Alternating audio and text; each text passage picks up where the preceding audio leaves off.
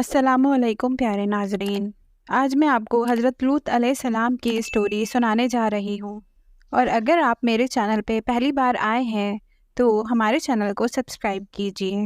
حضرت لوط علیہ السلام کی قوم شرک میں مبتلا تھی اور شرک کرنے کے ساتھ ساتھ وہ بے حیائی کا بھی شکار ہو چکی تھی۔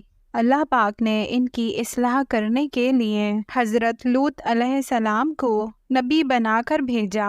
حضرت لوط علیہ السلام نے قوم کو بہت سمجھایا کہ وہ اللہ پاک کے ساتھ کسی کو شریک نہ ٹھہرائیں اور ان برائیوں سے باز آ جائیں، اور قوم نے ان کو دھمکی دی کہ تم بہت پاک صاف بنتے ہو اور ہم تمہیں اپنی بستی سے نکال دیں گے۔ سورۃ الاعراف میں اللہ پاک فرماتے ہیں، اور لوط علیہ السلام کو رسول بنا کر بھیجا جب انہوں نے اپنی قوم سے فرمایا، کیا تم ایسی بے حیائی کرتے ہو جو تم سے پہلے دنیا جہاں میں کسی نے نہ کی ہو؟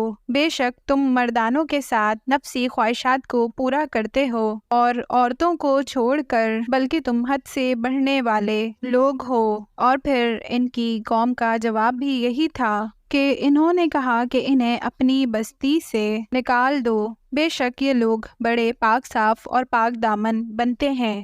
تو ہم نے انہیں لوط علیہ السلام اور ان کے گھر والوں کو نجات دلوا دی، سوائے ان کی بیوی کے پیچھے عذاب میں رہ جانے والوں میں سے تھیں، اور ہم نے ان پر پتھروں کی بارش بھی برسائی۔ تو دیکھ لیجئے مجرموں کا کیسا انجام ہوا۔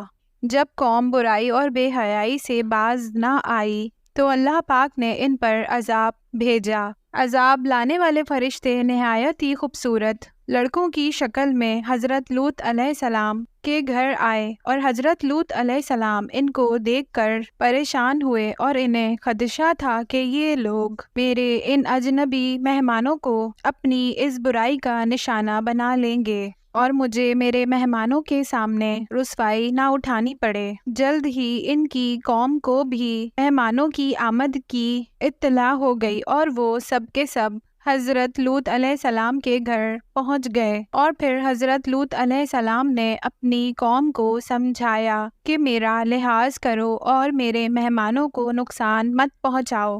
کیا تم میں کوئی ایک شخص بھی سمجھدار نہیں ہے؟ مہمانوں نے حضرت لوط علیہ السلام کو تسلی دی کہ آپ فکر نہ کریں، ہم انسان نہیں بلکہ اللہ تعالیٰ کی طرف سے بھیجے ہوئے فرشتے ہیں۔ اللہ تعالیٰ نے ہمیں ان نافرمانوں پر عذاب کو نازل کرنے کے لیے بھیجا ہے۔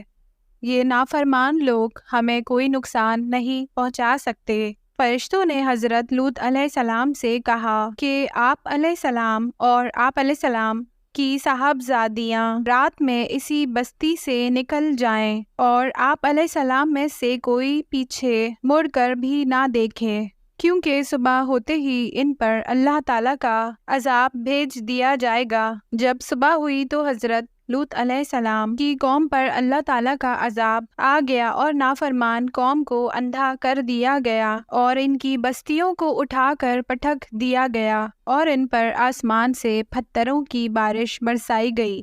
سورہ الاعراف میں اللہ تعالیٰ فرماتے ہیں، اور ہم نے ان پر پتھروں کی شدید بارش برسائی، تو وہ عذاب سے ڈرائے جانے والوں پر بہت زیادہ بری بارش تھی۔ بے شک اس میں ضرور ایک نشانی ہے کہ ان میں سے اکثر ایمان لانے والے نہیں تھے، اور بے شک آپ کا رب ہی غالب اور نہایت رحم فرمانے والا ہے۔ اللہ پاک نے اس بے حیا قوم کو سخت عذاب سے دوچار کیا، اس قوم کی اجڑی ہوئی بستیوں کو پورا الٹ دیا، اور اس قوم کی اجڑی ہوئی بستیوں کے کھنڈرات ابھی بھی پائے جاتے ہیں اور عبرت کا درس دے رہے ہیں۔ انسان کو شرم و حیا اور پاک دامنی والی زندگی بسر کرنی چاہیے۔ حضرت محمد مصطفیٰ صلی اللہ علیہ وآلہ وسلم نے فرمایا، حیا والی زندگی اطمینان اور سکون والی زندگی ہے۔ جو لوگ بے حیا ہو جاتے ہیں اور اپنی خواہشات کے غلام بن جاتے ہیں، ان کی زندگی میں سے سکون اور اطمینان